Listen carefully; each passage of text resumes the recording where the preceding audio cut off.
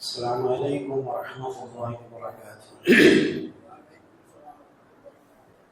الحمد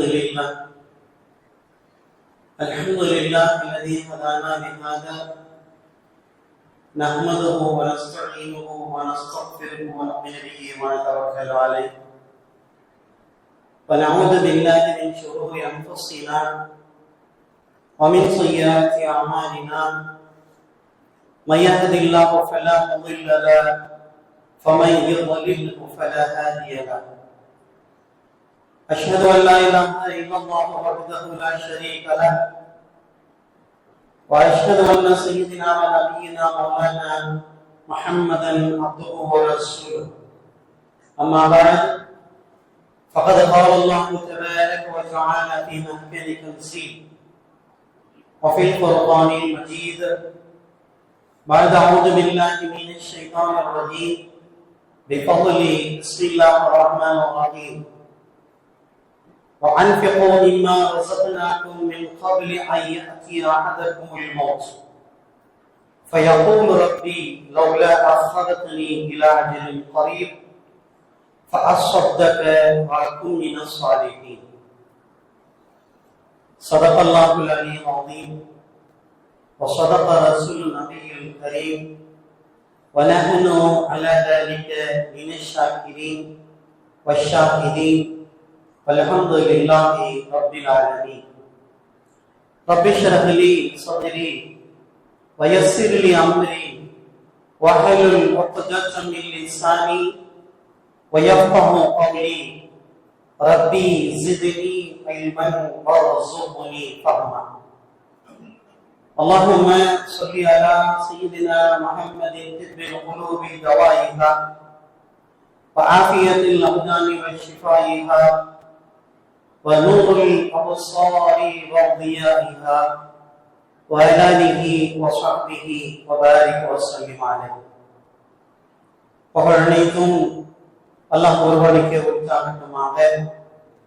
அவருடைய ஸலாத்தும் ஸலாமும் கருணையும் ஈடேற்றமும் நமது நாயகம் நற்குணத்தின் தாயகம் நபிகளங்கள் பெருமானார் ரசூலே அக்ரம் தாஜ்தாரே மதீனா சர்வரே காயினாத் ஸல்லல்லாஹு அலைஹி வஸல்லம் அவர்கள் மீதும் அவர்களுடைய தோழர்கள், குடும்பத்தினர்கள், சஹாபாக்கள், தாபியீன்கள், தாபியீன்கள், ஷுஹதாக்கள், அவுலியாக்கள், குறிப்பாக முஸ்லிம்களான மோமின்களான நாம் அனைவர் மீதும் இன்றும் இது என்றும் உண்டாகட்டுமாக.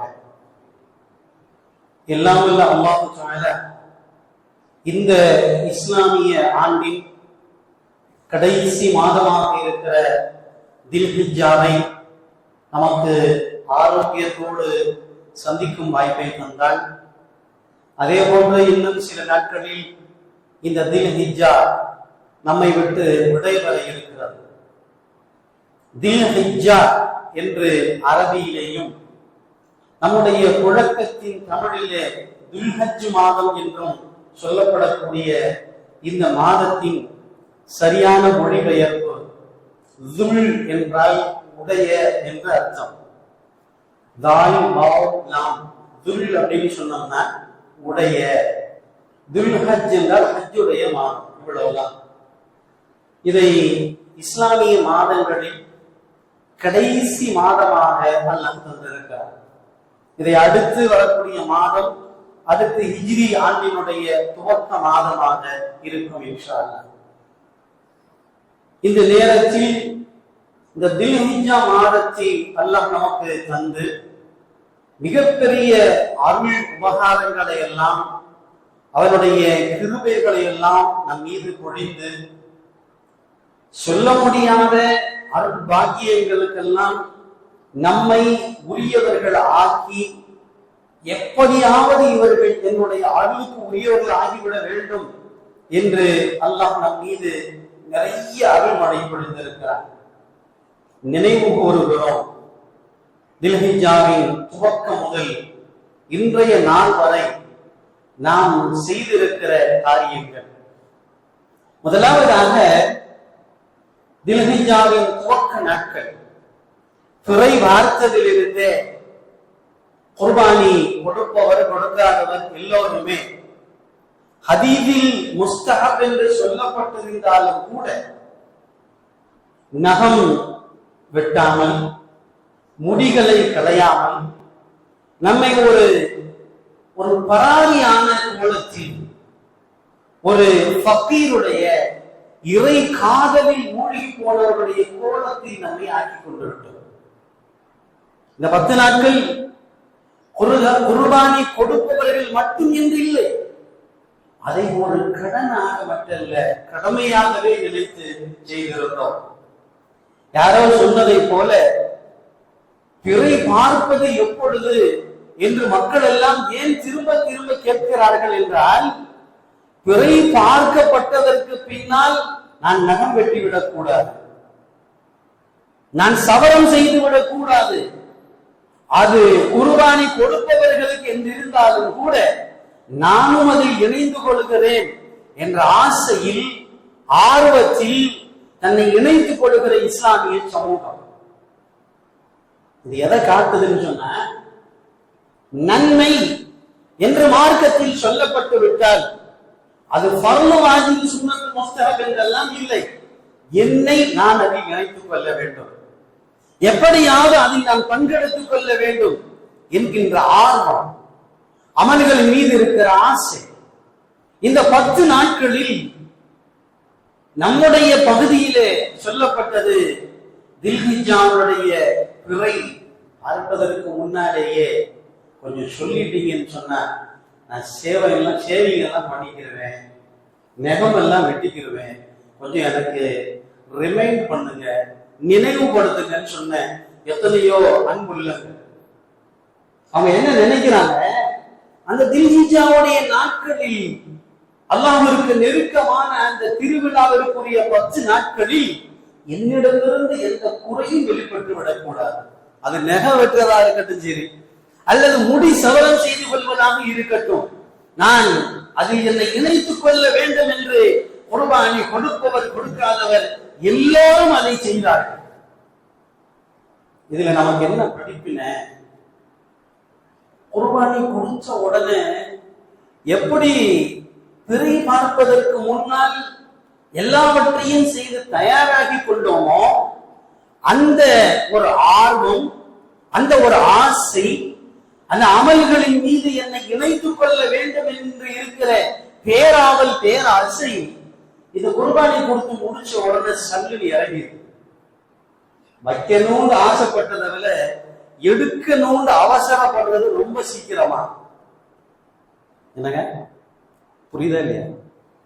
நகம் வெட்டக்கூடாது, முகம் சவரம் செய்து கொள்ளக்கூடாது என்று ஒரு சிறிய கடமையை, ஒரு சிறிய கிரியையை கடமை என்று தன்னை இணைத்துக் கொண்ட சமூகம் அந்த குர்பானியுடைய கடமை முடித்தவுடன் அவசரமாக சுன்னத்தில் இருந்து வெளிவந்து விடுகிறது. என்னுடைய இயல்பான தோற்றம், நான் என்ன வயசு எனக்கு ஆகுது, இப்ப 22 ஆகுது, அதுக்குள்ளேயுமா தாடி வைக்கிறது? யாரு சொல்றா? 75 வயசுல உள்ளவர் சொல்றாரு.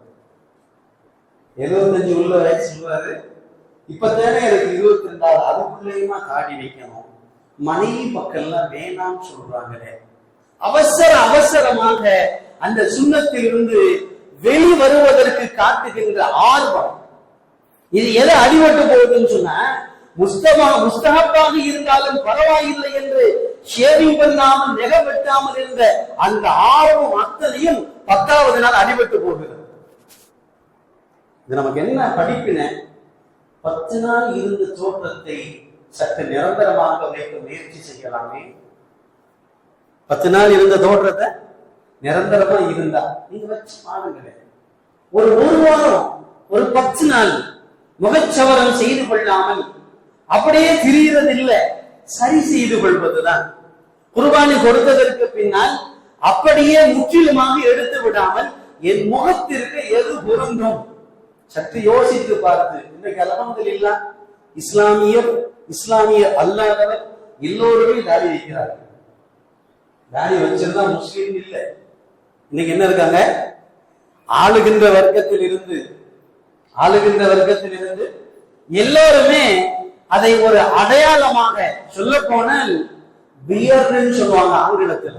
தாடியை பத்தி சொல்லும் போது BEARD, பியர்ட். அந்த தாடியை இன்றைக்கு அறிவுலகம் சொல்லுகிறது ஆண்மையின் அடையாளம் என்று சொல்லுகிறது. ஆன்மீகம் சொல்லல, ஆன்மீகத்தை விட்டுருங்க, அறிவியல் உலகம் சொல்லுகிறது beard is the symbol of a man. தாடி ஆண்மையின் அடையாளம் என்று சொல்லுகிறது. சரி, இந்த வருடம் போய்விட்டது. இன்ஷா அல்லாஹ் அடுத்த வருடம் இதை ஒரு உறுதிமொழியாக ஏற்போம். தில்ஹிஜ்ஜாவின் 10 நாட்களில் காட்டுகின்ற இந்த ஆர்வத்தை சற்று நிரந்தரமாக அவருக்கு முயற்சிப்போம். அல்லாஹ் கபூல் செய்வானாக. அடுத்ததாக தில்ஹிஜ்ஜாவின் பிறை 9 அன்று, தில்ஹிஜ்ஜாவின் பிறை 9 அன்று அரஃபாவின் நோன்பு. அந்த நோன்பிலே நாம் காண்பித்த ஆர்வம், என் பெருமானார் ஸல்லல்லாஹு அலைஹி வஸல்லம் அவர்கள் சொன்னார்கள், அஹ்தஸிமு அன் கஃபரல்லாஹு லஹு அஸ்ஸனத, ஒரு வருடத்தின் பாவங்கள் முன்னும் பின்னும் மன்னிக்கப்படுகிறது என்று சொன்ன நபியின் வார்த்தையின் மீது ஆர்வத்தினால் கடந்த வருடங்களை விட இந்த வருடம் நம்முடைய பகுதிகளில் அரஃபாவுடைய நோன்பு நோற்றவர்கள், முதியவர்கள், இளைஞர்கள், சிறுவர்கள், பெண்கள் என்று எண்ணிக்கை கூடியிருக்கிறது. இதிலும் அந்த ஆசை, எங்கேயாவது என்னுடைய ஒரு வருடத்தின் பாவங்கள் மன்னிக்கப்பட்டு விடாதா? என்னையும் அறியாமல் நான் பேசிய வார்த்தைகள், நான் பார்த்த பார்வைகள், நான் செய்த செயல்கள், பிறருக்கு எதிராக நான் எண்ணிய சிந்தனைகள் எல்லாம் பாவம் தானே, மன்னிக்கப்பட்டு விடாத என்ற ஆர்வத்தில் நான் நோற்ற அந்த அரஃபாவின் நோன்பு, இதுவும் கூட அல்ஹம்துலில்லாஹ் நமக்கு ஒரு படிப்பினை தருகிறது. நம்மிடம் எந்த பாவமும் நிகழ்ந்து விடக் கூடாது. மரணம் எப்பொழுதும் வரலாம், மரணம் எப்பொழுதும் வரலாம். பாவங்கள் மன்னிக்கப்படாமல் எஞ்சியிருக்கும் நிலையில் என்னுடைய மரணம் வந்துவிடக் கூடாது என்று உம்மத்து காட்டுகின்ற ஆர்வம். அல்ஹம்துலில்லாஹ், அல்லாஹ் அதையும் கபூல் செய்வானாக. நம்முடைய எண்ணங்களில், நம்முடைய வாழ்க்கையில், சிந்தனையில், வார்த்தைகளில், செயல்பாடுகளில் எந்த பாவம் எஞ்சி இருக்காமல், பாவக்கரை இல்லாமல் அவனை சந்திக்கும் பாக்கியத்தை அல்லாஹ் நமக்கு தருவானாக. அடுத்ததாக ஐயாமு தஷ்ரீக். ஐயாமு தஷ்ரீக்னா என்ன? பெருநாளைக்கு முதல் நாள் ஃபஜ்ரிலே ஆரம்பித்து சுமார் 23 வக்துகள், ஒவ்வொரு தொழுகை முடிவிலேயும் அல்லாஹு அக்பர், அல்லாஹு அக்பர், லா இலாஹ இல்லல்லாஹ், அல்லாஹு அக்பர், அல்லாஹு அக்பர் வலில்லாஹில் ஹம்த். எத்தனை ஆர்வம், எத்தனை சப்தம்! நம்ம பள்ளியில் அது நடக்கல. சில பள்ளிகளில் இமாம்கள் மறந்து விடுவார்கள், சத்தமாக சொல்வார், அல்லாஹ் அக்பர் சொல்லுங்க. என்ன காரணம்? தக்பீர் விட்டுவிடக் கூடாது. இந்த 23 வக்துகளில் அல்லாஹ்வுடைய பெயர்களை சொல்லி சொல்லப்படுகின்ற அந்த தக்பீர், அதிலும் குறிப்பாக எல்லோரும் சேர்ந்து ஓடுகின்ற நேரத்தில் எதுவாகி அலல் ஜமா, ஒரு தனிநபர் சொல்கின்ற வார்த்தையை விட எல்லோரும் சேர்ந்து அல்லாஹ்வுடைய பெயரை துதிக்கின்ற பொழுது அல்லாஹ் நெருக்கமாகிறான், பாவங்களை மன்னிக்கிறான். எழுந்து செல்லக்கூடிய நேரத்தில் கவலைகளை உணர்வதை போல பாவங்கள் மன்னிக்கப்பட்டு எழுந்து செல்வீர்கள் என்று சொல்லப்பட்ட ஆசை. எத்தனை ஆனந்தமாக தக்பீர் சொன்னோம். எனக்கு ரொம்ப சந்தோஷம். நிறைய பேர் கேட்டாங்க, ஹஸரத் அந்த 3வது தக்பீர் சொல்றீங்க, கொஞ்சம் நீளமா சொல்றீங்க, அதை கொஞ்சம் எழுதித்தாங்க, நாங்க சொல்றோம். அல்லாஹ் அந்த ஆர்வத்தை பொருந்திக் கொள்வானாக. நானும் ஓதணும்னு ஆசைப்பட்டாங்க இல்லையா, அந்த ஆர்வத்தை எல்லாம் பொருந்திக் கொள்வானாக. இருப்பினும் ஒரு வருத்தம். என்ன வருத்தம்னா, அந்த தக்பீர் ஓதும் நேரத்துல சில உதடுகள் சத்தம் விட்டு பேசுகிறது, சில உதடுகள் இருக மூடிக்கொள்கிறது. வருத்தமாகத்தான் இருக்கிறது. எத்தனையோ பேர் தொழக்கூடிய இடத்தில் அத்தனை பேரின் சத்தங்களும் வரவில்லை. சில பேர் அங்கேயும் பார்வையாளராக தான் இருக்கிறோம்.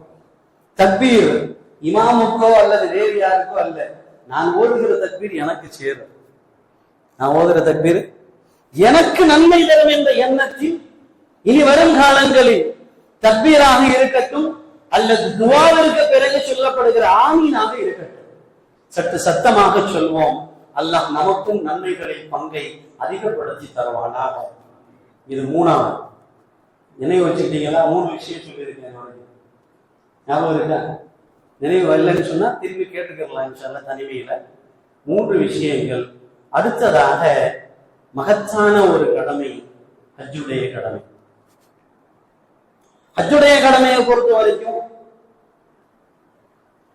அதற்கு முன்பதாக இந்த தக்பீருடைய விஷயத்துல இன்னொன்னு சொன்னாங்க. 23 வக்து நாம தக்பீர் சொன்னோம். அல்லாஹு அக்பர், அல்லாஹு அக்பர், லா இலாஹ இல்லல்லாஹ், அல்லாஹு அக்பர், அல்லாஹு அக்பர் வலில்லாஹில் ஹம்து.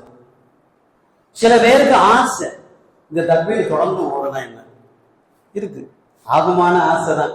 ஆனா மார்க்க அனுமதிக்கிறது. ஆகுமான ஆசையாக இருந்தாலும் மார்க்கம் என்ன சொல்லி இருக்கிறதோ அதை அப்படியே ஃபாலோ பண்ணணும். நேற்று முன்னாலே ஒரு கேள்வி சமூகத்துலதான், சமூக வலைதளங்கள்ல தான் நிறைய கேள்வி பதில் மன்னர்கள்லாம் வந்துட்டாங்க. இன்னைக்கு அவாவே கேள்வி பதில், மார்க்கத்துக்கு கேள்விக்கு பதில் சொல்றான். என்ன தலையில ஒண்ணுங்க மார்க்க விளக்கம் சொல்லுகிறார்கள். எந்த அடையாளம் இல்லை, நாடியில் தாடியும் இல்லை, தலைமுடியில் தொப்பியும் இல்லை, எந்த அடையாளம் இல்லை. மார்க்க விளக்கம் சொல்றாங்க. சரி கயிறு. அதுல ஒரு விஷயத்துல கண்ணில பட்டது கேட்கிறாரு.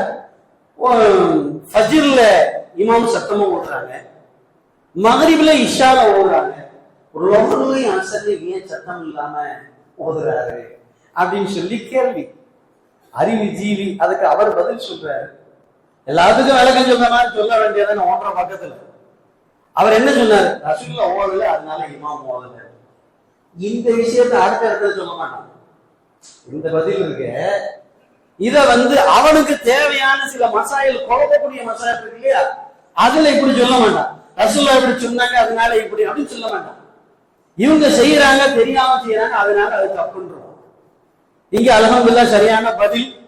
ஏன் சத்தமா ஓதலன்னு சொல்லும் போது அவர் சொல்லிட்டாரு, ரசூலுல்லாஹ் ஓதல, அதனால இமாம் ஓதல, அவ்வளவுதான். சரியான விளக்கம். சில விஷயங்களில் தவறானவர்கள் சொன்னாலும் சரியான விளக்கத்தை ஏற்றுக்கணும். கொள்கை சரி, கொள்கை சரியில்லை, ஆனா பதில் சரி, ஏத்துக்கிட்டோம். சரி, இப்ப தக்பீருடைய விஷயத்துல நிறைய பேருக்கு ஆசை, இன்னும் கொஞ்ச நாள் ஓதலாங்க. ஆனா ஆசைதான், ஆகமான ஆசையாக இருந்தாலும் மார்க்கம் அனுமதிக்கவில்லை. அல்ஹம்துலில்லாஹ். யாருக்கு 23 வக்து ஜமாத்தோடு தொழுது தக்பீர் சொன்னோமோ அவர்களுக்கு அல்லாஹ் தஆலா ஆயுள் முழுவதும் ஜமாத்தோடு தொழுவதற்குள்ள வாய்ப்பை தருவானாக. இது தக்பீருடைய பரக்கத். அதே இதுல இன்னொன்னு சொன்னாங்க, எப்படி தக்பீர் சொல்றதுக்கு ஆசைப்பட்டோமோ இதே மாதிரி ஹதீஸ்களில் வந்திருக்கிறது. யார் ஒருவர் ஃபர்லுடைய தொழுகை முடிந்தவுடன் தஸ்பீஹ் 33, தக்பீர் 33, இது மாதிரி சுப்ஹானல்லாஹ் தஸ்பீஹ் 33, அல்ஹம்துலில்லாஹ் 33, அல்லாஹ் அக்பர் 34. நம்ம எப்பவுமே அஸ்ர்லயும் ஃபஜ்ர்லயும் ஓதுறோம். என்ன செய்யறோம்? அஸ்ர்லயும் ஃபஜ்ர்லயும் ஓதுறோம். ஆனா ஹதீஸில் வந்திருக்கிறது என்ன செய்யணும் சொல்லி, எல்லா ஃபர்லான தொழுகைக்கு பின்னாலேயும் இந்த தஸ்பீஹ் 33, தஹ்லீல் 33, தக்பீர் 33, இந்த 33 தடவை சுப்ஹானல்லாஹ் அல்ஹம்துலில்லாஹ் அல்லாஹு அக்பர் என்பதை வழமையாக்கி கொண்டால் அல்லாஹ் அவர் எழுந்து செல்ல முன்பதாக வக்துக்கும் இடையில ஏற்பட்ட பாவங்களை மன்னிக்கிறார். அப்ப இந்த ஐயாமத் தஷ்ரீக்ல நாம காட்டின ஆர்வத்தை என்ன செய்யணும்? இன்ஷா அல்லாஹ் இனிமேல் இது ஒரு நிமிஷம் கூட ஆகாது. சுன்னத் தொழுதுட்டு எந்திரிச்சு போறதுக்குள்ள வளமையா ஓதணும்னு தெரியும். சுப்ஹானல்லாஹ் சுப்ஹானல்லாஹ் 33, அல்ஹம்துலில்லாஹ் 33, அல்லாஹ் அக்பர் 34. நம்ம எந்திரிச்சு போறதுக்குள்ள, இன்னும் சொல்ல போனா நம்முடைய பள்ளியை பொறுத்த வரைக்கும், மற்ற பள்ளியில எப்படியோ தெரியல, ஃபர்லு சலாம் கொடுத்த உடனே ஆயத்துல் குர்சி ஓதிதான் துஆ செய்யணும். அப்படிதானே? ஃபர்லு சலாம் கொடுத்த உடனே ஆயத்துல் குர்சி ஓதிட்டு தான் நம்ம துஆ செய்யணும். அந்த ஆயத்துல் குர்சி ஓதுறதுக்குள்ள என்ன செஞ்சிடலாம்? சுப்ஹானல்லாஹ் அல்ஹம்துலில்லாஹ் அல்லாஹு அக்பர் ஓதிடலாம். இது ஒரு முயற்சி. அல்லாஹ் தஆலா தக்பீருடைய பரக்கத்தினால் வருடம் முழுவதும் தஸ்பீஹ், தக்பீர், தஹ்லீல் ஆகியவற்றை ஓதுவதற்குரிய வாய்ப்புகளை தருவானாக. கடைசியாக சொன்னார்கள், இதோ நம்முடைய அமானிதமாக சென்றவர்கள் எல்லாம் திரும்பிக் கொண்டிருக்கிறார்கள். சென்றவர்கள் எல்லாம் திரும்பிக் கொண்டிருக்கிறார்கள். மிகுந்த ஆச்சரியம். 60 லட்சத்திற்கும் தாண்டிய அந்த புனித பயணிகளுக்கு காவல்துறை எவ்வளவு தெரியுமா? ஒரு சில ஆயிரங்கள் தான். போலீஸ்காரங்க எத்தனை பேருங்க? சில ஆயிரங்கள் தான். அங்கே அடியும் இல்லை, தடியும் இல்லை. 10 போலீஸ்காரன் வந்தாலே லட்சிய தூக்கிடுவான்.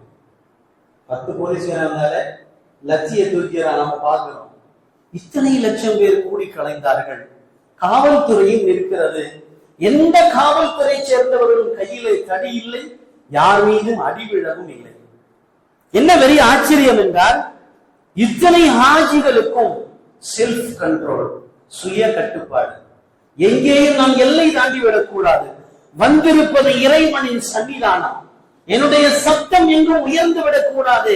வலா ரஃபஸ வலா ஃபுசூக வலா ஜிதால ஃபில் ஹஜ் என்று அல்லாஹ் சொல்லி இருக்கிறான். தர்க்கம் செய்யாதீர்கள், விவாதம் பேசாதீர்கள், வீண் பேச்சு பேசாதீர்கள். பேசினால் கடமை பாழாகிவிடும் என்று சொன்னானே, அதற்கு கட்டுப்பட்டு இத்தனை லட்சம் பேர் போனார்கள். எங்கேயுமே ஒரு சர்ச்சை இல்லை, ஒரு விவாதம் இல்லை, ஒரு சண்டை இல்லை. அமைதியாக சென்ற சமூகத்தை போன்று சமுத்திரத்தை போன்ற ஒரு கூட்டம், கடல் போன்ற ஒரு கூட்டம், எந்த விதமான கலகலப்பும் இல்லாம சலசலப்பும் இல்லாமல் பிரிந்து வருகிறது என்றால், அல்லாஹ்வின் மீது உள்ள அச்சமும் தன்னுடைய சுய கட்டுப்பாடு. இந்த கட்டுப்பாட்டை அல்லாஹ் தஆலா நம்முடைய வாழ்நாள் முழுவதும் நிரந்தரமாக்கி தருவானாக. இந்த கட்டுப்பாட்டோடு தான் பள்ளிவாசலுக்கு வர்றோம். வருடம் முழுவதும் இந்த கட்டுப்பாட்டோடு தான் பள்ளிவாசலுக்கு வர்றோம். பள்ளிவாசலுக்கு வெளியில இருக்கிற என்னுடைய செல்வாக்கு, என்னுடைய மமதை, என்னுடைய தலைக்கணம், ஆடம்பரம், இது எல்லாம் இங்க செருப்பு கட்டும் போதே கட்டிட்டு வந்துடுவோம். இங்க வரும் பொழுது என் மீது யார் ஈடித்தாலும் பரவாயில்லை, தோளோடு தோல் தொட்டு நின்று தொழுவேன். இதில் பணக்காரன் ஏழை என்ற பாகுபாடு கிடையாது.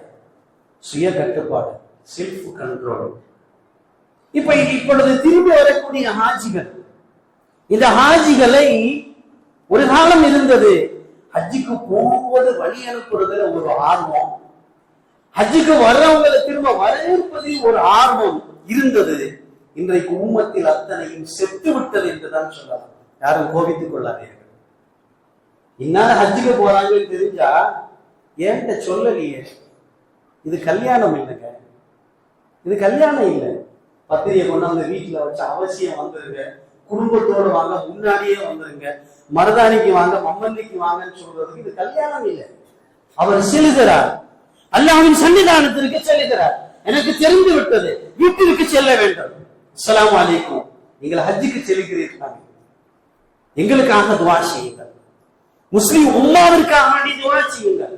உங்கள் ஹஜ்ஜை அல்லாஹ் கபூல் செய்வானாக, எங்கள் துஆவை அல்லாஹ் கபூல் செய்வானாக என்று சொல்ல வேண்டும். சொன்னோமா? சொல்லி இருக்கிறோமா? யாரையும் குறை சொல்லணும்னு சொல்லலைங்க.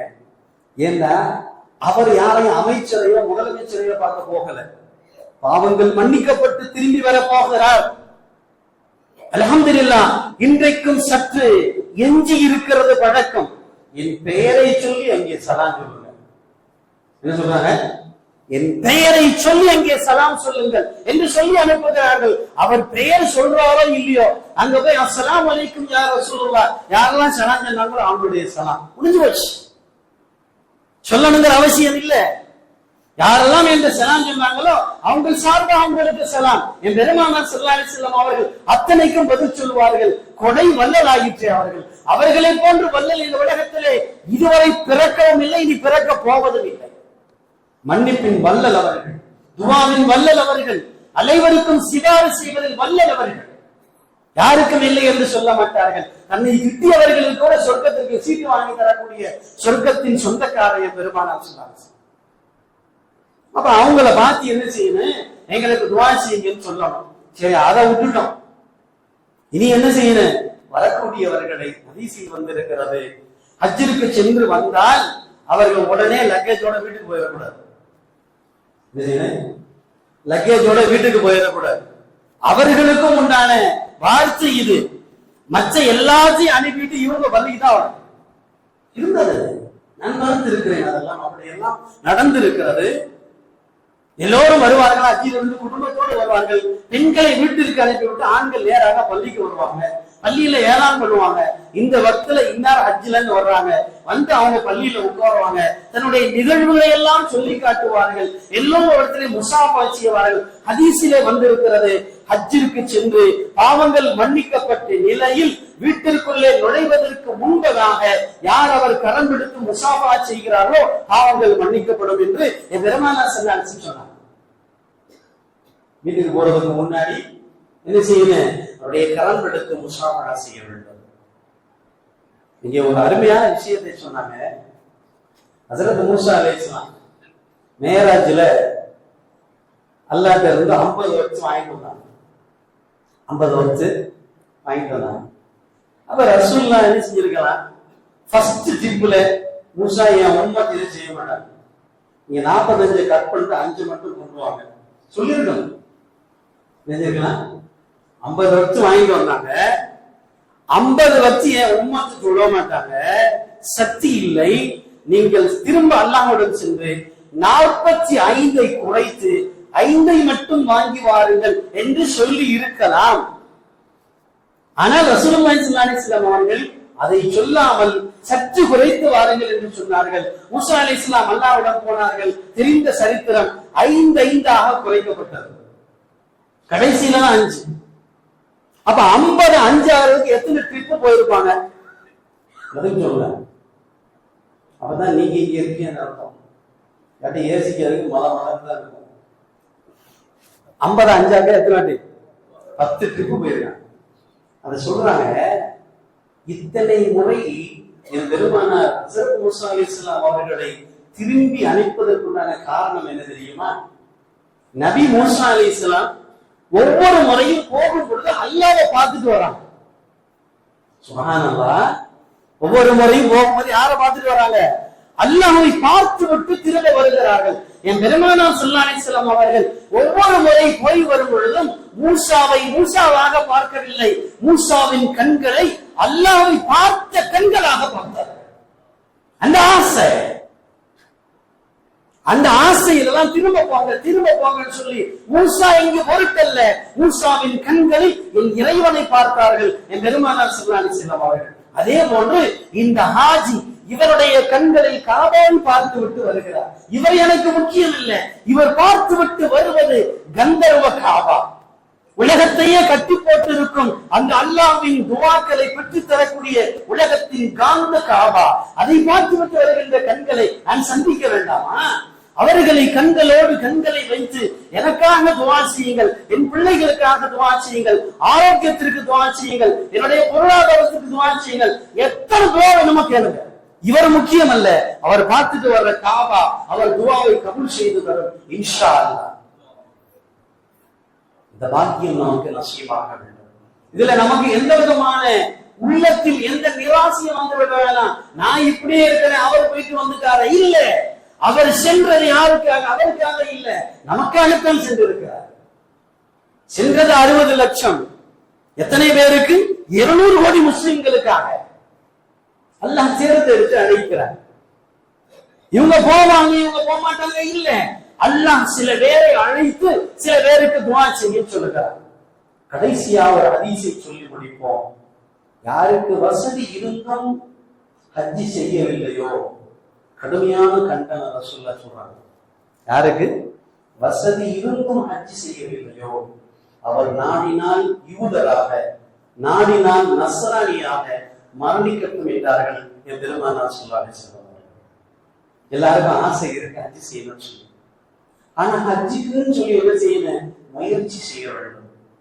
ஆண் பிள்ளை பிறந்தால் ஒரு மாதிரி, பெண் பிள்ளை பிறந்தால் ஒரு மாதிரி என்று பொருளாதாரத்தில் நாம் சிந்திக்கிறோம் அல்லவா? பொருளாதாரத்துல ஆம்பளை பிள்ளை பிறந்தா அவன் கிடக்குட்டி எப்படியாவது குறைச்சிக்கணும், பொம்பளை பிள்ளை அம்மாடி கொஞ்சம் கொஞ்சமா சேர்க்கணும் அப்படின்னு சொல்லி யோசிக்கிறோம் இல்லையா? இதை விட மகத்தான ஒரு கடமை ஹஜ்ஜுடைய கடமை. என்னுடைய பிறப்பு முதல் நான் சேமித்து வைத்தால் அனைத்து முஸ்லிம்களும் ஹாஜி ஆகலாம். பெரிய விஷயமே இல்லை. என்னங்க இன்னைக்கு தேதியில பிரைவேட்ல ஹஜ்ஜி போனா 8 லட்சம் ரூபாய், 80 லட்சம் ரூபாய்க்கு வீடு வாங்குறாங்களா? என்ன 80 லட்சம் ரூபாய்க்கு 60 லட்சம் ரூபாய்க்கு எல்லாம் வீடு வாங்குறதுக்கு முயற்சி செய்யறாங்க. ஒரு 8 லட்சம் ரூபாய்க்கு ஹஜ் பண்ணிட்டு நான் மௌத்தா போனோம் நீயத்து வச்சோம்னா அல்லாஹ் கபூல் செய்யும். நீயத்து வச்சோம்னா அல்லாஹ் கபூல் செய்வான். இந்த 5 படிப்பினைகள் தில்ஹஜ் நமக்கு தருகிறது. அல்லாஹ் ஜல்ல தஆலா தில்ஹஜ் விடைபெறும் இந்த நேரத்தில் நம்முடைய எண்ணங்களை கபூல் செய்வானாக. எந்த விஷயங்கள் இப்பொழுது நாம் பேசினோமோ அந்த விஷயங்களை வாழ்க்கையில் கொண்டு வருவதற்கெல்லாம் நமக்கு பாக்கியங்களை தருவானா. அஸ்ஸலாமு அலைக்கும்.